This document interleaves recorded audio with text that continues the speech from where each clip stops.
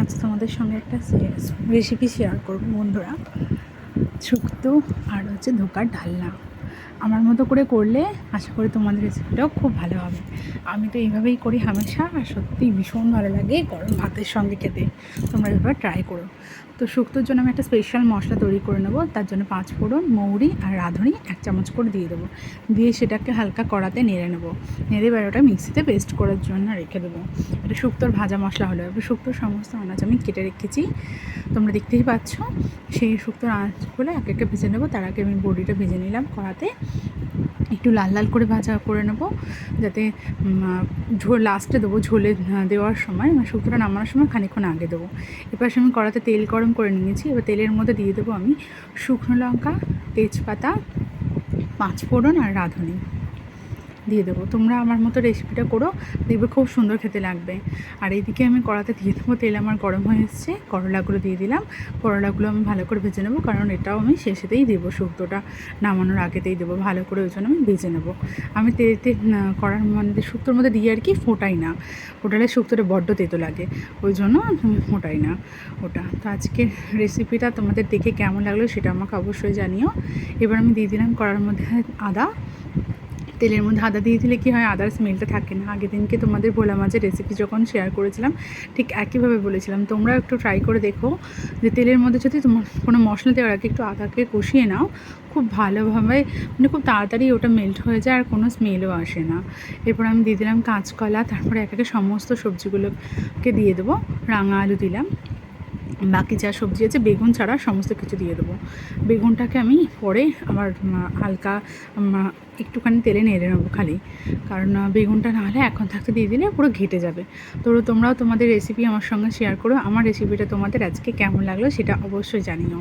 আর এইভাবে যদি তোমরা পরপর করো যেভাবে আমি দেখাচ্ছি, স্টেপ বাই স্টেপ, শুক্তো খেতে ভীষণ সুন্দর লাগে। আর নিরামিষের দিনকে শুক্তো একটা দারুণ। আর এই শুক্তোটা আজকে যা পুরো বিয়েবাড়ির মতো হবে, এরকম ধরনেরই খেতে লাগে শুক্তোটা। তোমরা যদি এইভাবে ফলো করো তাহলে তোমাদেরও সেরকমভাবেই হবে। তো আমি একটুখানি নুন দিয়ে দিয়েছিলাম, কারণ নুন দিলে আনাজগুলো থেকে জলটা ছেড়ে দেয়। তো সেটার মধ্যে আনাজটা খানিকটা থেমে আছে রেখে দিলে সেদ্ধ হয়ে যায়। তো এদিকে দেখো আমার করলাটাও ভাজা হয়ে গেছে। করলাটা দেখছিলাম যে ভাজাই হয়ে এসছে, আর একটুখানি হলে হয়ে যাবে। করলাটা তুলে নিয়ে তারপরে আমি কড়ার মধ্যে বেগুনকে দিয়ে দেবো। বেগুনটাকে দিয়ে একটুখানি নাড়িয়ে চাড়িয়ে তেলেতে দিয়ে নামিয়ে নেবো। তোমরা তোমাদের রেসিপি অবশ্যই শেয়ার করো। যে ভাজা মশলাটা আমি তৈরি করে রেখেছিলাম সেটা অলরেডি আমার হয়ে গেছে মিক্সিতে পেস্ট করা। তো আমি এখানে করলাটা তুলে নিয়েছি। এবার আমি দিয়ে দেবো তেলের মধ্যে সামান্য তেল দিয়ে কড়াতে বেগুনগুলোকে দিয়ে দেবো। বেগুনগুলোকে একটু হালকা নুন হলুদ মাখিয়ে ভেজে নেবো। খুব বেশি কড়া করে ভাজার দরকার নেই, হালকা একটু তেলে নিলেই হবে। তাহলে বেগুনটা লাস্টে দিলে আর কি জিনিসটা তো ঘাঁটবে না। আমি বেগুন লাস্টে দেবো না, যদিও বেগুন রান্না করে মশলাটা কষে নিয়েই বেগুনটা দিয়ে দেবো। কারণ আমার বেগুনটা সেইভাবে আমি যেভাবে করবো দেখবে সেভাবে বেগুনটা ঘাঁটে না, একদম ভালোভাবে থাকে। শুক্তোর কালারটাও খুব সুন্দর হয়ে আসে একদম এই পদ্ধতিতে করলে।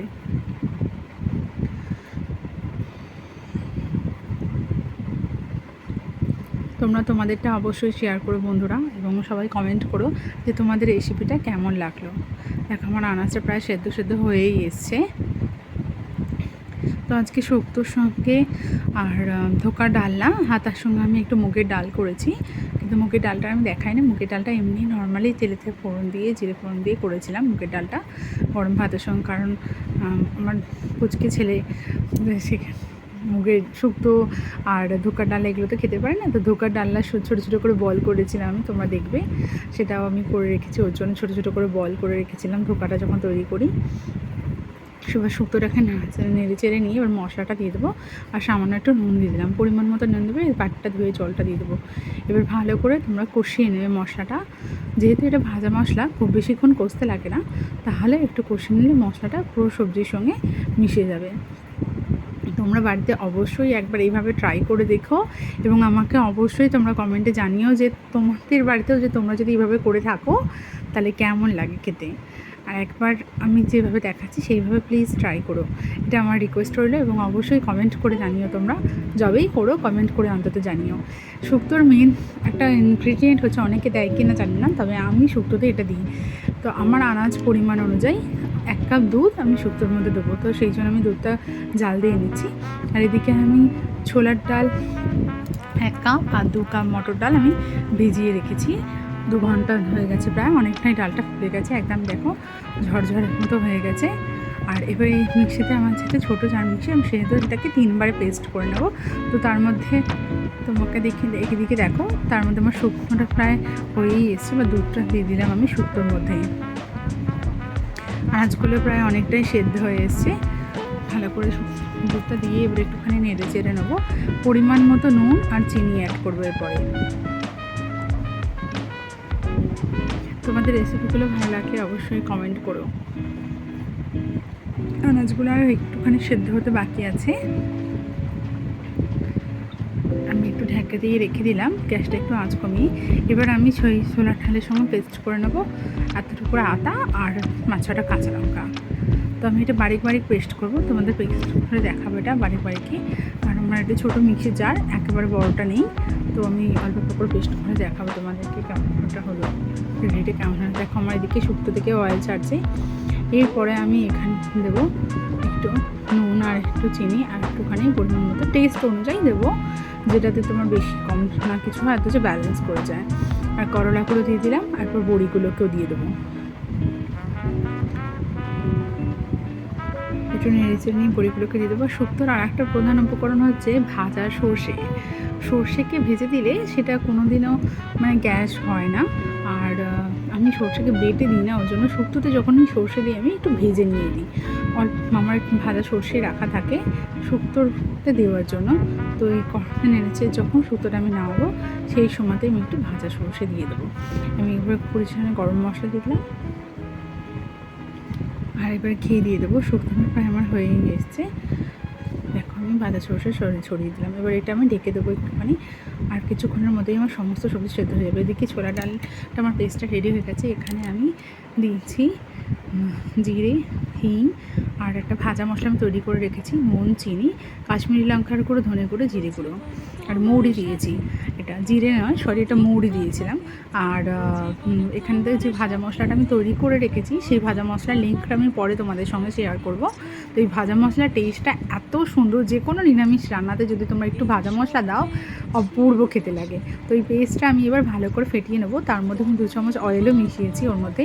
কড়াতে এবার তেলেতে দিয়েছি, সাদা তেল দিয়েছি, সাদা তেলের মধ্যে একটুখানি ঘি দিয়েছি আর 1 চিমটে হিং দিয়েছি।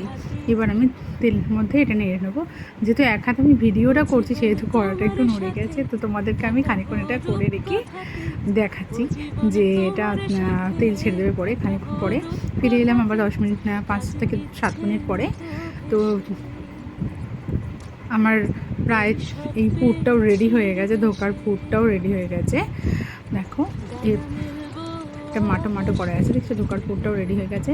ভালো করে এটাকে গরম গরম অবস্থাতেই সঙ্গে সঙ্গে তোমাকে, হ্যাঁ আমি থালাটার মধ্যে একটু অয়েল গ্রিস করে রেখেছিলাম, তো আর সঙ্গে সঙ্গে এটাকে তোমাকে সমান করতে হবে, না হলে ধোকা যদি সঙ্গে সঙ্গে না সমান করা হয় তাহলে সয়াটা ভালোভাবে বসে না, ভালোভাবে সেটও হয় না। ধোকাটাকে গরম গরম অবস্থায় করে আগে আমি 10 মিনিট রেখে দিয়েছিলাম, পিস করে 10 মিনিট রেখে দিয়েছিলাম। 10 মিনিট পর আমি এটা ভাজছি, কারণ 10 মিনিট পর 10 মিনিট না রেখে দিলে ধোকাটার সঙ্গে সঙ্গে দিয়ে দিলে একদম ভেঙে যায়। দেখো ধোকাটা আমার একদম পুরো পারফেক্ট হয়েছে।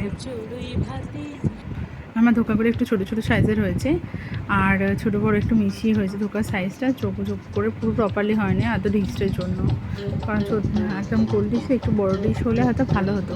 এদিকে আমি ধোকার ডালনাটা করার জন্য টমেটো আর আদাকে পেস্ট করে নিলাম। এ তো আগেই অলরেডি খেতে শুরু করে দিয়েছে, ভালো হয়েছে বলে 4-5টা অলরেডি খাওয়াই শুরু হয়ে গেছে, খুব ভালো লেগেছে ওনার।